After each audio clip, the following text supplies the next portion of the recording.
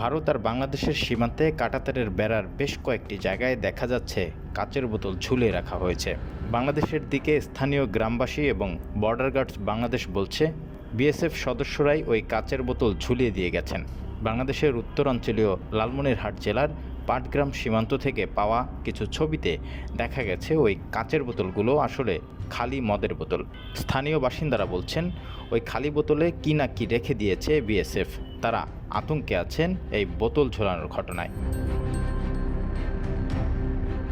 শুধু যে পাটগ্রাম সীমান্তে নতুন করে দেয়া কাঁটাতারের বেড়ায় খালি বোতল রয়েছে তা নয়, বিএসএফ কর্মকর্তারা বলছেন অনেক সীমান্ত বেড়াতেই কাচের বোতল ঝোলানো থাকে। দক্ষিণবঙ্গে পেট্রোপোল সীমান্ত চেকপোস্টের কাছেই এক জায়গায় বিএসএফ যেখানে এক সারি বেড়া বা সিঙ্গেল রো ফেন্সি দিয়ে রেখেছে, সেখানে গিয়েও দেখা মিলেছে এই খালি কাচের বোতলের।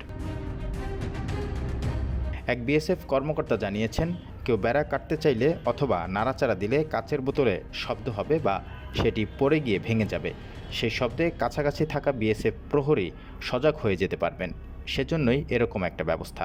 দিনের বেলা থেকেও রাতের অন্ধকারে প্রহরীদের সজাগ করার জন্য বেশ কার্যকর এটা। ৫১ বিজিবি অধিনায়ক লেফটেন্যান্ট কর্নেল সেলিম আল-দিনকে উদ্ধৃত করে বাংলাদেশের কয়েকটি সংবাদ মাধ্যমে লেখা হয়েছে যে এটি নতুন কোনো স্থাপনা নয়, বেড়াটির সুরক্ষার জন্যই তারা বোতল ঝুলিয়েছে। যদি কেউ রাতের আধারে বেড়া তুলে নিয়ে যায়, সেজন্য তারা শূন্যরেখায় বেড়া দিয়ে নিজেরাই দুশ্চিন্তায় আছে, এজন্য তারা এই প্রোটেকশনটি ব্যবহার করেছে।